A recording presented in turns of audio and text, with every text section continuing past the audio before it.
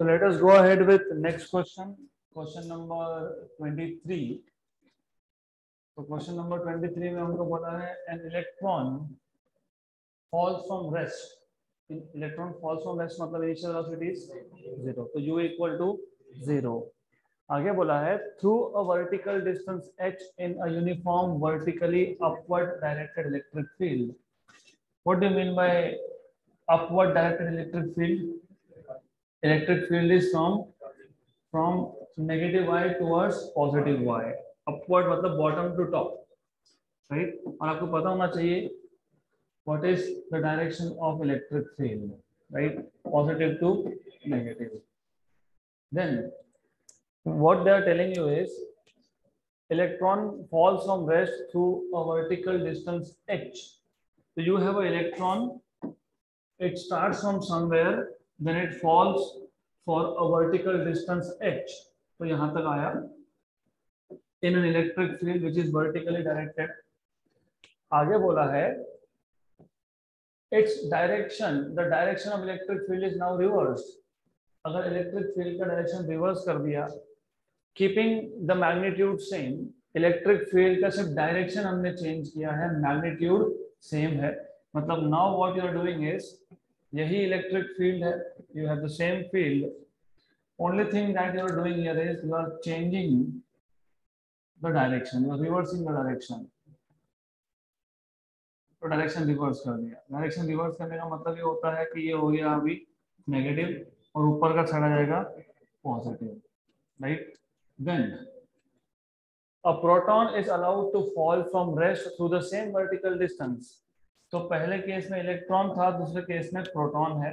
Proton is allowed to fall for the same vertical distance h.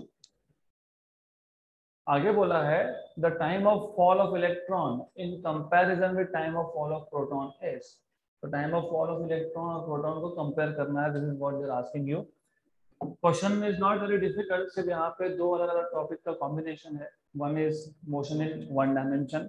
तो आपको linear motion के मतलब kinematics के सारे इक्वेशन पता होने चाहिए. S equal to ut plus half at square. तो S equal to ut plus half at square. S is h, u is 0 in both the cases. Half at square, a is force upon mass in both the cases, क्योंकि acceleration is force upon mass.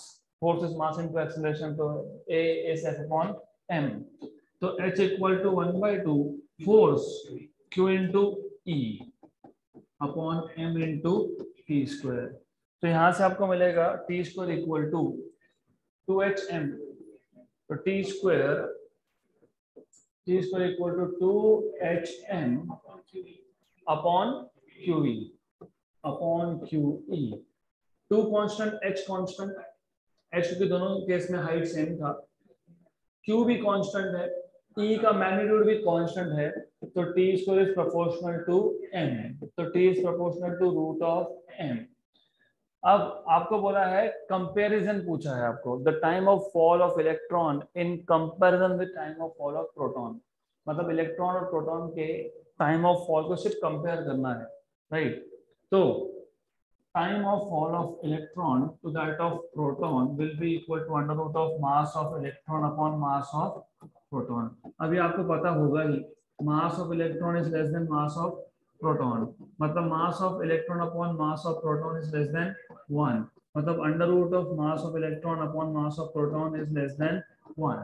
अगर कोई number less than 1 है तो उसका square root भी less than 1 है, right? For example what is square root of 0.9? तो less than 1 है. This is what you should know. तो TE बाय TP जो under root of ME by MP था, लेकिन root of ME by MP less than 1 है, तो this is also less than 1. तो you will have this as less than 1.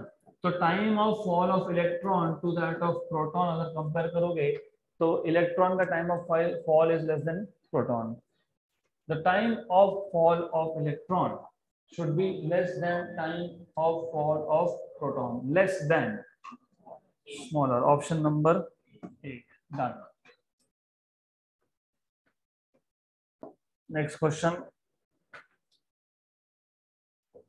the electric field intensity due to a dipole of length 10 centimeter, dipole of length, पहली बात तो length of dipole मतलब distance between positive and negative charge, वो होता है 2L।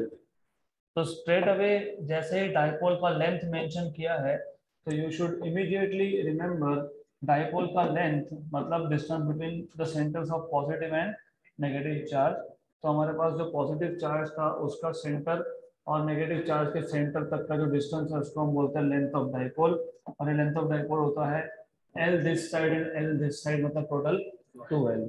तो जैसे ही बोला है लेंथ इज 20 की 10 तो 12 equal to 10 centimetre and having a charge of 500 microcoulomb, मतलब यहाँ पे जो चार्ज है Q1 और यहाँ जो चार्ज है Q2, इन दोनों का मैग्नीट्यूड बताया है, mod of Q1 and mod of Q2 500 microcoulomb. Magnitude क्यों? क्योंकि पता है डाइपोल में पॉजिटिव है नेगेटिव है, इन्होंने बोला है 500 माइक्रोकूलम, मतलब they are telling you magnitude, right. आगे बोला है इलेक्ट्रिक इंटेंसिटी फाइंड करना है, you are supposed to find out electric intensity. तो इलेक्ट्रिक इंटेंसिटी फाइंड करना है आपको at a point on the axis, you are supposed to find out electric field intensity at a point on the axial line on the axis.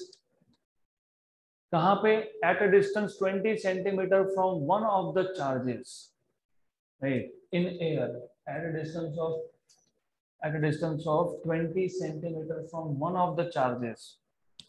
तो अब इस case में कोई भी एक चार्ज ले लो, I see something is wrong but ठीक है, जो भी आंसर आएगा कितने डिस्टेंस में 20 centimetre from one of the charges. मैं Q2 इस चार्ज से एक पॉइंट लेता हूँ, लेट अस से P पॉइंट, डाइपोल है तो P नहीं बोलूंगा मैं, इसको X बोल दूंगा क्योंकि P will be for electric dipole moment that is Q into 2L। ये 20 सेंटीमीटर है और आपको पता होना चाहिए हम लोग जब डाइपोल में डिस्टेंस मेजर करते हैं तो कहाँ से करते हैं? सेंटर से, सेंटर से मतलब यहाँ से, करेक्ट। अब टोटल डिस्टेंस कितना था? दो चार्जेस में टोटल डिस्टेंस कितना था? 10, तो ये कितना हो गया? 5। तो ये 5 हो गया 20, तो कितना आ गया? 25 सेंटीमीटर। और अगर आपको याद होगा जिस पॉइंट पे फील्ड निकालना है उस पॉइंट का सेंटर से डिस्टेंस हमेशा r से डिनोट होता है, तो you always denoted by r। Potential find करना होगा r, इलेक्ट्रिक फील्ड फाइंड करना होगा r, करेक्ट। तो electric field intensity on the axial line, इसका फॉर्मूला पता होना चाहिए। What is the formula of electric field? क्या? आर क्यूब, ये स्पेशल केस था। आर क्यूब कब था? आर क्यूब तब था जब डिस्टेंस इज वेरी लार्ज, मतलब डाइपोल इज शॉर्ट, मतलब ये जो 2L लेंथ है बहुत छोटा है और ये जो डिस्टेंस है जहां पे पॉइंट फाइंड करना है, इलेक्ट्रिक फील्ड फाइंड करना है, वो बहुत ज्यादा है, उस केस में होता है आर क्यूब। तो यहाँ पे आर क्यूब तो नहीं चलेगा, ठीक है। 1/4πε0, ओके, ये तो रहेगा। This is going to be there upon r square minus l square raise to 3/2, ऐसा कुछ आता है। ऊपर क्या आता है? क्या है? स्क्वायर आता है, यहाँ पे रेज टू 3/2 होता है, क्या होता है ये? स्क्वायर है, व्हाट इज देयर, क्योंकि जब तक फॉर्मूला नहीं पता तब तक सॉल्व नहीं होगा। 2p, फाइन, 2p तो ठीक है, यहाँ पे 2p आएगा, ओके, यहाँ पे 2p आएगा, राइट। What about power? 3/2 की स्क्वायर, 3/2 या square,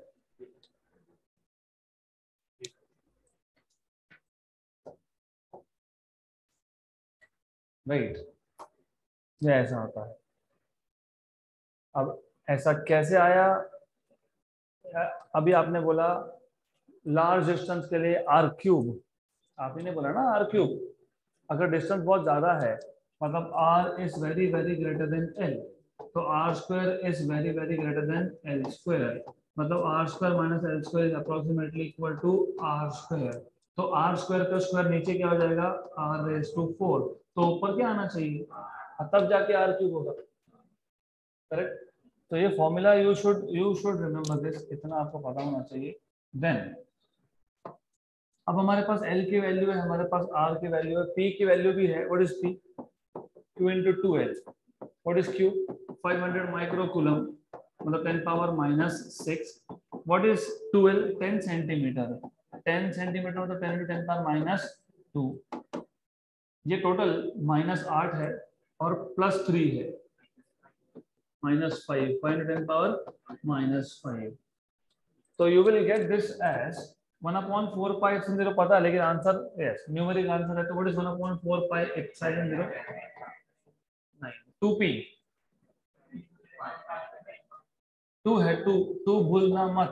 2 into p 10 power -5। r कितना है? कितना है? 25 25 क्या kilo centimetre? I thought 25 kilometre. 25 10 power -2। r square minus l square। r is 25 का स्क्वायर 625। 625 l कितना आएगा? 5, क्योंकि 2l 10 है तो l कितना है? 5। 5 का स्क्वायर कितना होता है? सेंटीमीटर का स्क्वायर कितना होगा? 10 पावर -4। तो यह आ जाएगा, ये लुक 10, ये 10 है, ये 10 पावर 9 और 10 10 पावर 10 और ये -7 10 पावर +3 9 और 25। इसको कुछ करना मत, इसको हम बाद में सिंप्लीफाई कर देंगे अपॉन 600 इंटू 10 पावर -4। 25 24 का, क्योंकि 25 इंटू 25 है 625। 25 इंटू 25 इज 625। तो 25 इंटू 24 कितना होगा? 600। तो बराबर है वो 600। आर स्क्वायर ब्रैकेट स्क्वायर है, कोई दिक्कत नहीं है, स्क्वायर ही करना है ना। तो ऐसा करो, ये 10 पावर 2 और ये -4 कितना आ गया? -2। इसका करना है स्क्वायर। अभी ठीक है? Okay fine, if it is like this good. अभी क्लियर? अभी ये जो 10 पावर -4 आएगा वो ऊपर जाके क्या होगा? प्लस। और 9/36, 9/36 मतलब कितना होता है? 1/4। 1/4 मतलब कितना होता है? तो 2.5 इंटू 10 पावर 6 ऐसा आंसर आना चाहिए। कुछ और रह गया? क्या रह गया? वेट वेट वेट, एक मिनट, वेट। ठीक है, कुछ गलती होती है, there is something called as human error. हाँ, तो ह्यूमन एरर ह्यूमन ही करेक्ट करेंगे, and I am human, don't worry. Right, तो अभी ठीक है क्या? हाँ गुड, अभी ठीक है। तो कोई दिक्कत नहीं, यहाँ पे एक्स्ट्रा क्या आएगा? तो ठीक है, 25 एक्स्ट्रा आएगा। अच्छा हो गया, 25 to 25 625। Very good. अभी ये कितना है? 1/4। 1/4 0.25 करो, या तो सीधा 26.25 लिखो। बराबर, करेक्ट। अभी ऐसा कुछ आया तो ठीक, नहीं आया तो ठीक। Option number A, done. तो remember few important things in this question. एक तो फॉर्मूला पता होना चाहिए, 1/4 pi epsilon 0 2p r upon r square minus l square का स्क्वायर। दूसरा ये पता होना चाहिए कि डायपोल के केस में डिस्टेंस हमेशा सेंटर से मेजर होता है। तो सेंटर से मेजर होता है मतलब ये 20 सेंटीमीटर था तो एक्स्ट्रा 5 आएगा, तो r विल बी 25। तो r is always measured from center of dipole. Next question, an electric dipole, ये 26 number question है, there is 2 missing there, so I'll just put an extra 2, ये 26th है, right? An electric dipole of moment p bar is placed normal to the lines of force of electric intensity E.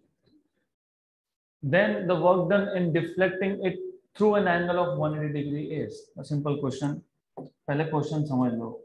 हमारे पास एक uniform electric field है, इस uniform electric field में हमारे पास एक डाइपोल है, और डाइपोल कैसा है, तो परपेंडिकुलर है। हमको कैसे पता लगा परपेंडिकुलर है, वहां पे क्लियरली बोला है कि अगर आप क्वेश्चन को रीड करोगे अच्छे से तो समझ में आ जाएगा what they are telling you.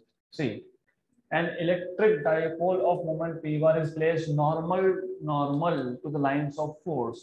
मतलब जो डाइपोल मोमेंट था इट इज प्लेस्ड परपेंडिकुलर, मतलब it is placed something like this, ऐसा रखा है, राइट। तो अब सपोज ये चार्ज है माइनस क्यू, ये चार्ज है प्लस क्यू, तो what is initial angle, 90 degree. अब आपको बोला है what is the amount of work done in deflecting it through through an angle, through through मतलब 180 से घुमाओ 270, तो ये वर्ड भी इंपॉर्टेंट है। तो final angle will be initial angle plus 180, through मतलब 180 से घुमाना है, तो कितना आ गया 270। अगर आपको याद होगा, वो याद होना चाहिए, work done is equal to PE cos of initial angle minus cos of final angle, P into E, cos of initial angle 90, cos 90 is 0, cos of 270 is also 0, right। अब हमको कैसे पता लगा ये 0 है, तो इसके लिए चाहिए बेसिक्स ऑफ मैथ्स, ट्रिग्नोमेट्री। थोड़ा सा बता देता हूँ, यू मस्ट रिमेम्बर दिस। इतना पता होगा तो बहुत सारा मैथ्स हो गया। ध्यान दो, आज थोड़ा सा मैथ्स हमको बताना पड़ेगा यहाँ पे, because otherwise you will keep on struggling with cos and sine, कब क्या वैल्यू। तो by default as per the definition, ये डेफिनेशन है, definition of cos and sine, remember this. पहली बात, तो कॉस और साइन कभी भी ट्राइंगल से डिफाइन नहीं हुए, वो सर्कल से डिफाइन हुए। तो दूसरा ये पता होना चाहिए something called as standard unit circle. पहली बात तो स्टैंडर्ड सर्कल क्या वो पता होना चाहिए। स्टैंडर्ड वो सेंटर इज एट ओरिजिन, जो सेंटर है वो कहाँ पे है, ओरिजिन पे। यूनिट मतलब रेडियस इज 1, तो स्टैंडर्ड यूनिट मतलब सेंटर ओरिजिन और आर की वैल्यू 1। अब लॉजिकली स्पीकिंग रेडियस 1 है, तो ये आएगा 1,0, ये आएगा 0,1, ये आएगा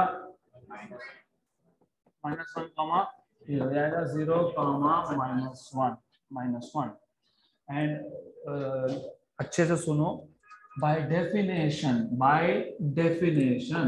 x equal to r cos theta, ये डेफिनेशन है, cos theta is x by r, and by definition y equal to r sin theta.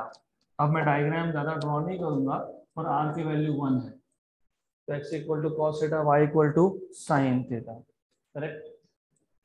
पहले क्वाड्रेंट में x पॉजिटिव y पॉजिटिव होता है, दूसरे क्वाड्रेंट में x नेगेटिव y पॉजिटिव होता है, तीसरे क्वाड्रेंट में दोनों नेगेटिव नेगेटिव होते हैं, चौथे क्वाड्रेंट में positive and negative, right, good.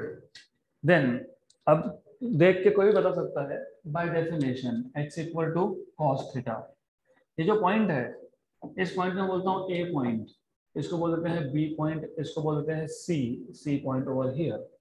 ये सी पॉइंट में कोऑर्डिनेट क्या है, -1,0, करेक्ट है, don't worry, just keep little bit of patience, right, good. Then you should remember, जैसे ही 11th में आए ना, अभी एंगल हमेशा हम एंटी क्लॉकवाइज मेजर करते हैं, पॉजिटिव, क्लॉकवाइज नेगेटिव। तो अगर मेरे पास ऐसा एक लाइन है, एंगल कितना, तो थीटा कितना, 0, तो x की वैल्यू क्या है 1, तो cos 0 इक्वल टू 1 आता है क्या टेबल में, cos 0 1, हाँ तो यहाँ से आता है, राइट। अब थीटा कितना 0, y कितना 0, तो sin 0 इक्वल टू 0 था, तो वो यहाँ से आता है, good. Then you should know, if I take it here 90, cos 90 मतलब x क्या है, तो cos 90 0 है, यस, sin 91 है, यस। फिर इसके बाद यहाँ पे आ गया, कितना एंगल हुआ 180, आपने cos 180 -1 लिखा था, क्योंकि एंगल था 180 और x की वैल्यू है -1, करेक्ट। और sin 180 0 लिखते हो, this is because of this, correct. Then यहाँ पे 0 एंड -1, x की वैल्यू 0, मतलब ये एंगल कितना है 270, cos ऑफ 270 कितना आएगा, sin ऑफ 270 कितना आएगा -1। This is clear, good. तो जैसे ही आप देखोगे टेबल, टेबल अच्छे दिमाग में फिट होना चाहिए, you should be able to recall everything. जैसे ही देखा cos 90 cos 270 0 0, आंसर इज 0, मतलब क्वेश्चन सॉल्व करना ही नहीं था। 90 था पहले, अच्छा cos 0 cos 90 0, इनिशियल एंगल कितना था, नॉर्मल मतलब क्या था, तो ये तो 0 हो गया, कितने से घुमाया, तो फाइनल एंगल कितना हो गया, हाँ तो वो भी 0 ये भी 0, तो आंसर इज 0, तो answer is 0, option number D, right. Okay, तो अब just a minute, let us finish this of. अभी किया ही है इतना मेहनत, तो थोड़ा और कर लेते हैं। पूरा ट्रिग्नोमेट्री एक फॉर्मूला है, just one, if you know what is sine of a plus b, you know whole trigonometry, 2 साल का ट्रिग्नोमेट्री, साइन a प्लस से sine B, very good, right, खत्म। ये ट्रिग्नोमेट्री स्टार्ट हुआ, ये ट्रिग्नोमेट्री खत्म हो गया। कैसे, if I ask you what is sine of 120, तो क्या लिखोगे, sine of 90 plus 30, sine 90 1, cos 30, what is cos 30, √3/2, cos 90 0, तो √3/2 आता है साइन ऑफ 120, करेक्ट। अब ये तो साइन हो गया, अभी अगर कुछ और हो, फॉर एग्जाम्पल अब ये याद रखना, sine of a plus B, sine है साइन बी, अभी हमने लिखा sine of a plus B, sine है cos बी, बीच में क्या आना चाहिए था, माइनस के प्लस, पक्का, श्योर, वेरी गुड। तो यहाँ पे क्या आएगा, यहाँ पे क्या आएगा, राइट, तो sine A, sine of a minus B, sine A cos b minus cos a sine B, what is cos of a plus B, cos a cos b minus, तो cos के केस में बीच में plus, तो यहाँ पे minus. तो why I said कि वन फॉर्मूला, क्योंकि अगर पहला याद है, अगर आपको याद है sine of a plus B is sine A cos b plus cos a sine B, तो आपको याद है sine of a minus B sine A cos b minus cos a sine B, तो आपको ये भी याद है कि साइन साइन cos था, साइन साइन cos था, तो नीचे cos cos cos आएगा, cos of a plus b will be cos a cos b minus sin a sin b, cos of a minus b will be cos a cos b plus sin a sin b। तो ये हो गया आपका trigonometry खत्म। इतना trigonometry पता होगा तो सारे क्वेश्चन सॉल्व होंगे फिजिक्स के। So let us go ahead with next question now. हाँ ठीक है, before we go ahead with next question I will give you some time to note this down. Next question 28, an electric dipole has the magnitude of its charge as q, so एक plus q एक minus q basically, and its dipole moment is p, it is placed in uniform electric field E if its dipole moment is along the direction of the field. Its dipole moment, its dipole moment is along the direction of field, right? So in that case आगे बोला है the force on it and its potential energy are respectively। तो हमारे पास electric dipole है जिसका magnitude है, charge का magnitude है q, डायपोल मोमेंट है p, it is placed in uniform electric field. Uniform electric field अभी आपको पता है, हमने ऑलरेडी ड्रॉ किया था, तो you should no it is uniform electric field, ठीक है। देन इसमें एक डायपोल है, and how is dipole placed, dipole is placed in such a way that, क्या बोला था, its direction is in the direction of field। what is the direction of electric dipole moment, negative to positive, तो negative to positive, correct, negative से positive अगर होगा तो negative से positive मतलब basically this should be negative charge, this should be positive charge. Good. So this is direction of dipole moment. It is in the direction of electric field. Electric field is from positive to negative, and dipole moment is from negative to positive. Good. Then what is क्या पूछा है? The force on it and potential energy. Force. How do you find out force? What is the force on it? Zero. Why zero? दो forces zero कब होता है पता है? When they are equal in magnitude but opposite in direction. Exactly. So if you look, यहाँ पे इस charge पे, पॉजिटिव चार्ज पे फोर्स है यहाँ पे, और नेगेटिव है एग्जैक्टली अपोजिट. तो you have two forces equal but opposite acting at the same point. तो नेट इज जीरो. अगर ये डाइपोल किसी और पोजीशन में होता तो नेट फोर्स जीरो नहीं बोल सकते थे, क्योंकि तब यहाँ पे फोर्स है टू द राइट, यहाँ पे फोर्स है to the left. They are equal in magnitude, yes. Opposite in direction, yes, but they are not acting at the same point. जब तक दो forces equal in magnitude opposite in direction है लेकिन same point पे नहीं है, तो unless they are acting at the same point the total force is not zero. तो स्पेसिफिकली ये ऐसा पोजीशन है जहां पे फोर्स इज जीरो. करेक्ट. अब थोड़ा सा और एक स्टेप आगे जाते हैं जो आपके स्टेट बोर्ड में कवर नहीं होता. यू ऑलरेडी नो जब फोर्स जीरो हो तो उसको क्या बोलते हो? इक्विलिब्रियम. अब इस केस में स्टेबल इक्विलिब्रियम है. स्टेबल क्यों? क्योंकि इलेक्ट्रिक फील्ड का नेगेटिव और charge positive they are near to each other. मतलब यहाँ पे पॉजिटिव और नेगेटिव अट्रैक्ट करेंगे. That is why this is called as stable equilibrium.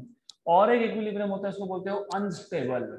वो भी इक्विलिब्रियम है लेकिन वो अनस्टेबल है. तो remember what is that unstable? कुछ नहीं है, वो अनस्टेबल इक्विलिब्रियम ऐसा होता है. That's it. Right. So that unstable equilibrium is simply this done. यहाँ पे इलेक्ट्रिक फील्ड का नेगेटिव और negative charge they are near to each other. Electric field का पॉजिटिव और positive charge are near to each other. तो this is unstable, this is stable. तो question तो हमारा कब से सॉल्व हो गया. What is force? तो फोर्स जीरो. कहाँ पे दिया है force zero? Option number C. बाकी सॉल्व करने की जरूरत नहीं है बिकॉज फोर्स इज जीरो. तो इसको लिखना ही नहीं है. It is just out of based on understanding.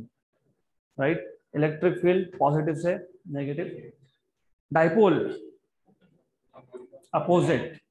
Dipole opposite मतलब डाइपोल का डायरेक्शन नेगेटिव से पॉजिटिव बोल रहा हूं मैं. डाइपोल का डायरेक्शन क्या है? नेगेटिव से पॉजिटिव.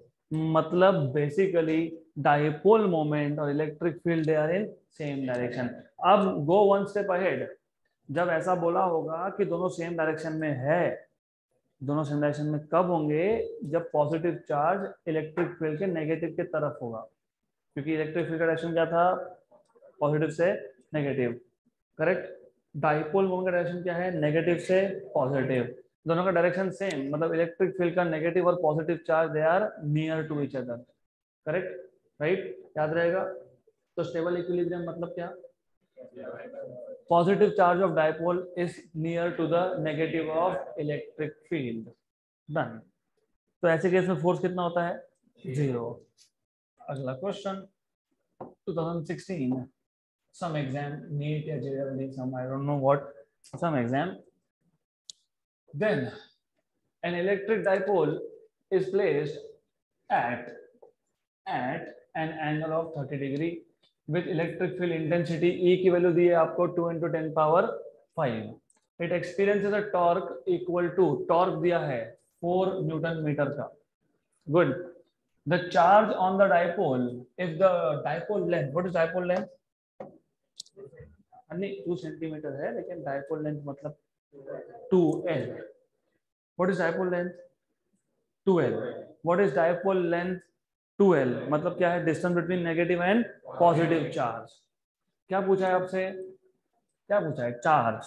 और क्या दिया है आपको? टॉर्क. अभी आपको याद होना चाहिए, हमने 11th में torque equal to P E sine theta ऐसा डिराइव किया था। Torque equal to R bar cross F bar है, torque equal to R F sine theta भी है। वो आर एफ साइन थीटा से ही हम पीई साइन थीटा पे जाते हैं, वो हमको ऑलरेडी पता है। तो डायरेक्टली यहाँ से स्टार्ट करना, हमको पूछा क्या है, चार्ज। चार्ज कहाँ पे आएगा, पी में, तो क्योंकि पी क्या है, क्यू इंटू टू एल। तो torque will be Q into two L into E into sine theta. तो what will be Q, it will be torque upon 2L into E into sine theta. मैं intentionally 2L को bracket के अंदर लिखता हूँ, क्योंकि कभी कभी क्या होता है, 2 उठा के यहाँ मल्टीप्लाई कर दिया, फिर L की जगह पे वापस से पूरा डायपोल लेंथ लिख दिया जी। 2L इज कितना, 2 सेंटीमीटर।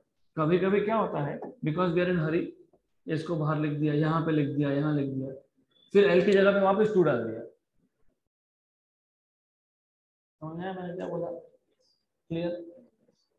ये जो 2L क्या था, ये 2L 2 सेंटीमीटर था।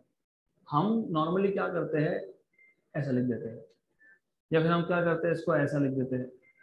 फिर L की वैल्यू क्या डालनी चाहिए हमने, 1, लेकिन हम घाई घाई में क्या करते हैं, 2। तो वो आंसर हाफ आ जाएगा, जो भी आंसर मिलना होगा उसका हाफ मिलेगा। तो be careful, be very very very careful, remember this. तो what is the value of torque,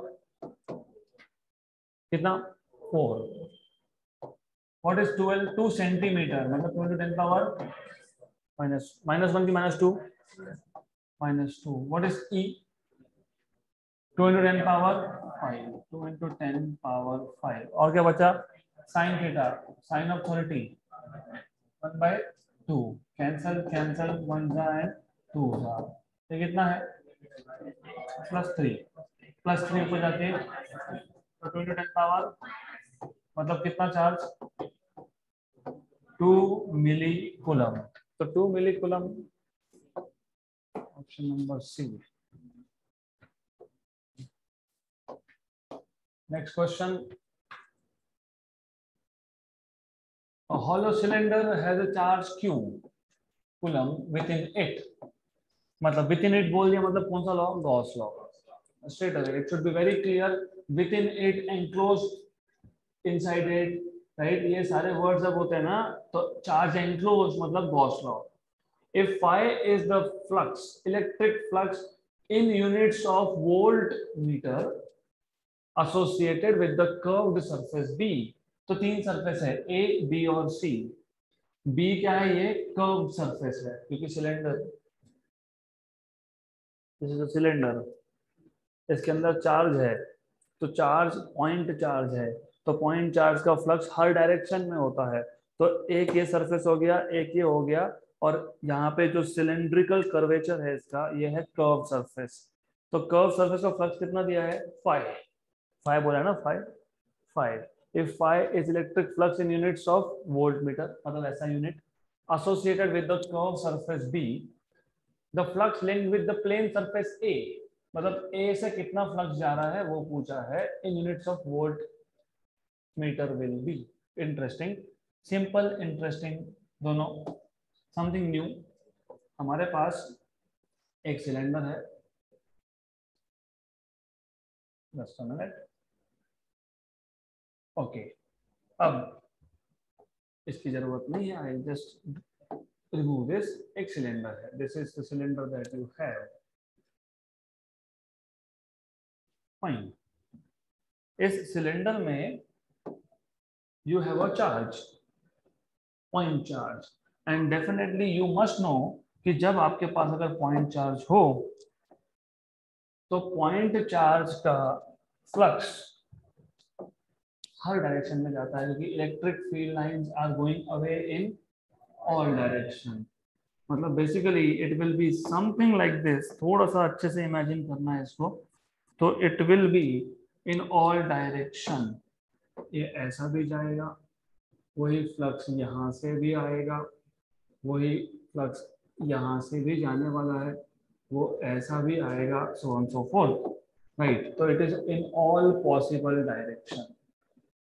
तो फ्लक्स कौन कौन से सरफेस से जाएगा? फ्लक्स जाएगा सरफेस ए से, बी से और सी से। ये ए है, ये बी है, और यहाँ सॉरी ये सी है, this is C and this is B.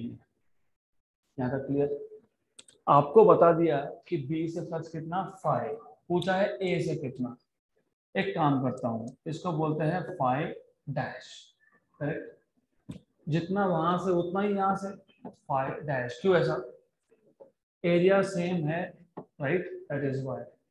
तो total flux, remember, flux total will be flux through A plus flux through B plus flux through C.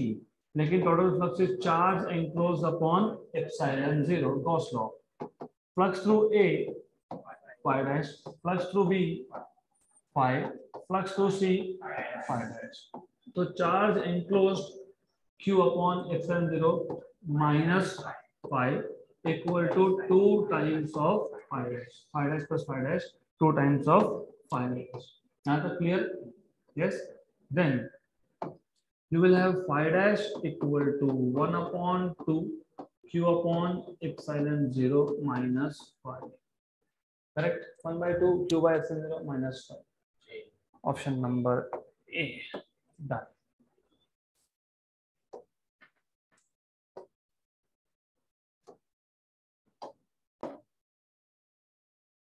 Next question.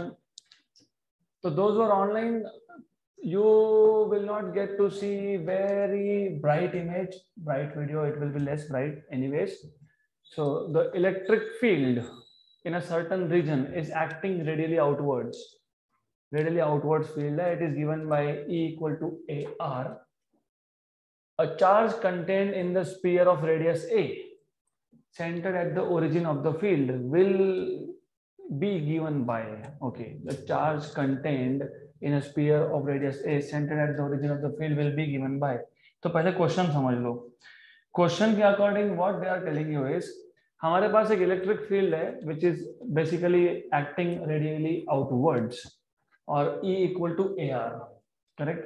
Charge contained in a sphere of radius A। तो हमारे पास एक sphere है जिसका radius A है, इसमें एक charge है, charge contained and it is at the centre. ऐसा भी बोला है कहीं तो बोला है सेंटर एट द ओरिजिन, और इसका रेडियस कितना है? A है। तो radius of this is A। Good, यहाँ तक क्लियर? तो चार्ज Q, इसका फॉर्मूला पूछा है, दैट्स इट। तो क्वेश्चन समझ लो, क्वेश्चन में कुछ भी नहीं है। चार्ज कंटेन्ड, कंटेन्ड मतलब charge inside the sphere, right? Sphere का रेडियस कितना? A, centered at origin will be given by। तो चार्ज पूछा है आपको, क्या पूछा है? Charge. what they're asking you? Charge. Okay, then what is simple question, very simple question। कैसे फाइंड करोगे? गॉस लॉ की जरूरत नहीं है यहाँ पे, you don't need Gauss law basically, पर ठीक है चलो गॉस लॉ से भी कर सकते हैं, doesn't matter, you can directly do with the help of electric field as well, but ठीक है।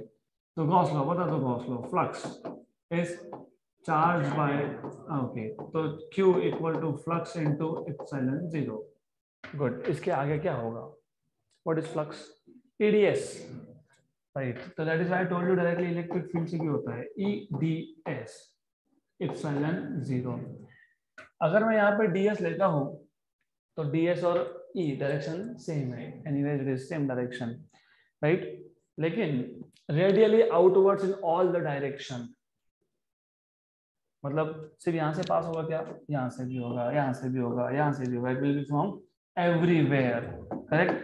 तो अगर एवरीवेयर है तो ds की जगह पे क्या लिखोगे? पूरा सरफेस s, 4 पाई r स्क्वायर। r मतलब यहाँ पे है a, तो 4 पाई a square epsilon 0। What was e? a into r, 4 pi a square epsilon 0, right? अब क्वेश्चन अच्छे से पढ़ो। A charge contained in the sphere of radius A centered at the origin, right? तो क्योंकि ये चार्ज खुद origin पे है, राइट? तो मैं अगर सरफेस पे चेक करता हूं, इस सरफेस पे, मैं इस सरफेस पे क्या फाइंड कर रहा हूं? Electric field. तो इस सरफेस पे इलेक्ट्रिक फील्ड क्या आएगा, A इंटू आर। लेकिन R कितना है सरफेस पे, नहीं नहीं नहीं नहीं नहीं, E इक्वल टू AR दिया है, आपको बोला क्या है, लिसन, क्वेश्चन एक्चुअली सिंपल है, कंफ्यूज करने के लिए करते हैं ऐसा। आपको ये बता रहे हैं कि जैसे जैसे आप डिस्टेंस बढ़ाओगे, राइट, इलेक्ट्रिक फील्ड चेंज होगा।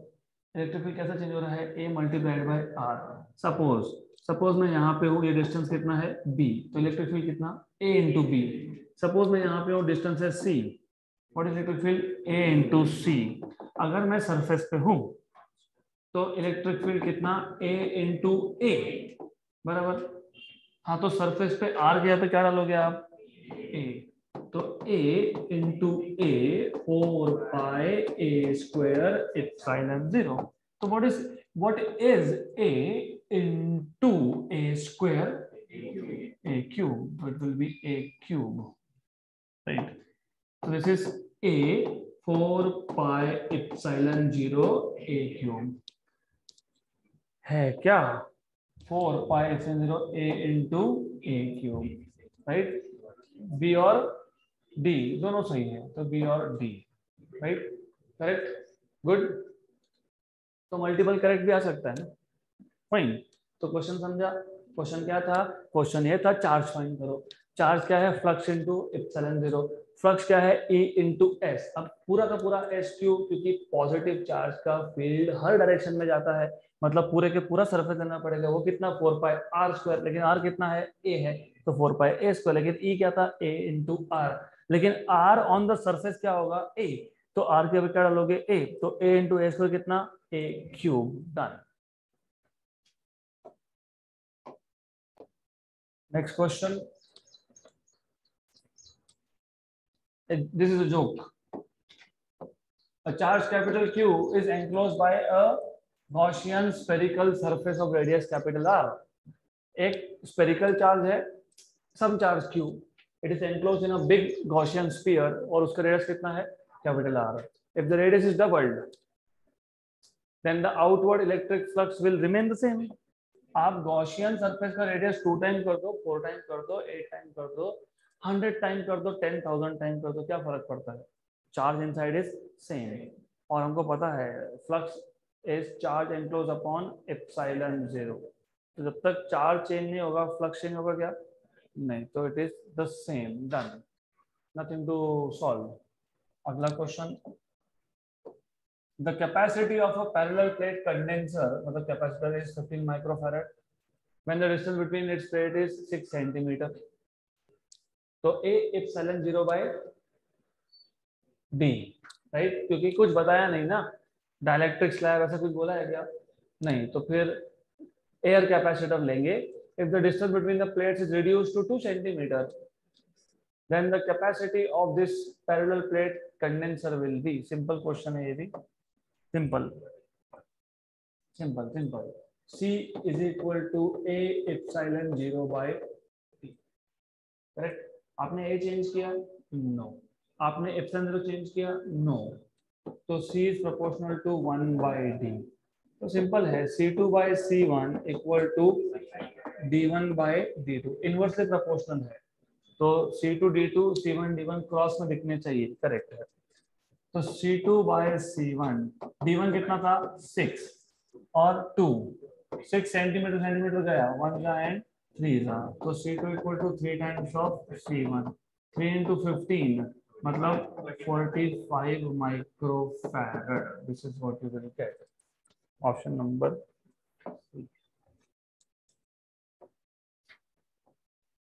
Next question, a parallel plate capacitor has uniform electric field E in the space between the plates, so in the space between the plates, just out of context, लगने नहीं वाला हमको, लेकिन what is electric field between the space, I mean in the space between the plates, do you remember हमारे पास capacitor के 2 plates होते हैं, तो 3 रीजन बनते हैं, एक पहली प्लेट के बाहर, एक दूसरे प्लेट के बाहर, एक बीच में। तो पहले प्लेट के बाहर और दूसरे प्लेट के बाहर in between sigma upon epsilon 0। तो सिग्मा अपॉन एप्सिलॉन 0 की sigma upon 2 epsilon 0 upon sigma upon 2 epsilon 0 के दो फील्ड थे वहां पे, एक पॉजिटिव प्लेट का एक नेगेटिव प्लेट का। तो दोनों का एडिशन होने के बाद बचा था सिग्मा अपॉन एप्सिलॉन 0। तो ये याद रखो। वैसे ऐसा told you we don't need this, जरूरत नहीं है। If the distance between the plates is d, area of each plate is a, energy stored in the capacitor is। देखो अल्टीमेटली सब कुछ बता दिया, इलेक्ट्रिक फील्ड है, डिस्टेंस दी है, एरिया ए है, एनर्जी स्टोर्ड। तो कम से कम आई एक्सपेक्ट कि एनर्जी स्टोर्ड का कोई भी एक फॉर्मूला याद होगा, क्यू वी बाई 2, या तो क्यू स्क्वायर बाई 2c, या तो हाफ सी वी स्क्वायर। यहाँ पे बेस्ट सूटेड जो है वो है हाफ सी वी स्क्वायर। और ऐसा क्यों? क्योंकि C होता है A एप्सिलॉन 0 बाई D और V होता है इलेक्ट्रिक फील्ड इनटू D। इसका तो कितना यूज किया हमने डेरिवेशन के लिए। डू यू रिमेम्बर हमने जब C equal to A epsilon 0 upon D minus T plus T by K, ये पोटेंशियल कहां से निकला था? यहीं से निकला था। What is potential? Electric field into distance. What is electric field? Potential upon distance. तो इलेक्ट्रिक फील्ड क्या होता है? V by D। तो V क्या होता है? K into D। रिमेंबर अगर कंफ्यूजन हो भी ना, कंफ्यूजन हो तो रखना मत। बहुत जगह पे इलेक्ट्रिक फील्ड का यूनिट क्या यूज करते हैं? Volt per metre, volt per metre. तो remember this small basic things. अगर electric field volt per metre मतलब पोटेंशियल अपॉन डिस्टेंस है, तो पोटेंशियल क्या होगा? Electric field into distance. तो if you know this much, तो दिस क्वेश्चन इज नथिंग, क्योंकि यहाँ पे अब हमको सिर्फ करना क्या है? हमको सिर्फ इसको लिखना है ई स्क्वायर डी स्क्वायर। इसमें से एक और एक को करना है कैंसल। तो 1/2 a epsilon 0 E square D. तो 1/2 option number C epsilon 0 E square AD.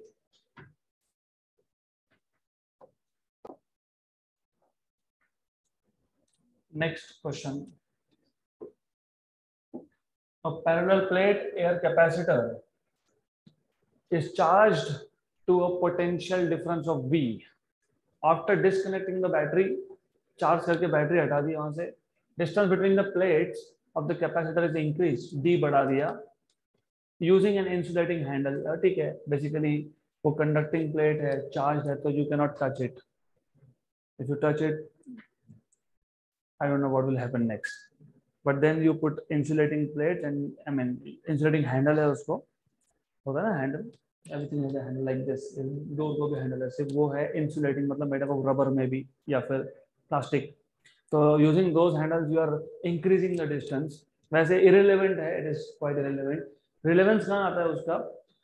अगर आपने डायरेक्टली टच कर दिया तो your body is a good conductor, तो charge on the plates will also decrease, right. तो ये एडवांस लेवल का आ गया क्वेश्चन। तो विदाउट इंसुलेटिंग हैंडल अगर आप डायरेक्टली मूव कर रहे हो तो charge from the plate will go to your body, तो चार्ज भी कम होगा।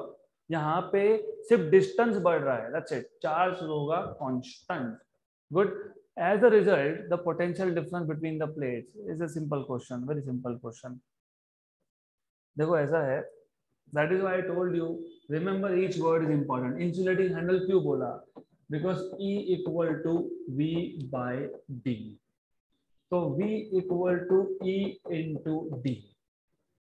अब अगर इंसुलेटिंग हैंडल नहीं होता तो इलेक्ट्रिक फील्ड कम होता। क्यों? क्योंकि इलेक्ट्रिक फील्ड चार्ज पे डिपेंड करता है, और आपने दो प्लेट्स को मूव करने के प्रोसेस में विदाउट इंसुलेटिंग हैंडल तो चार्ज आपकी बॉडी भी ले सकती है।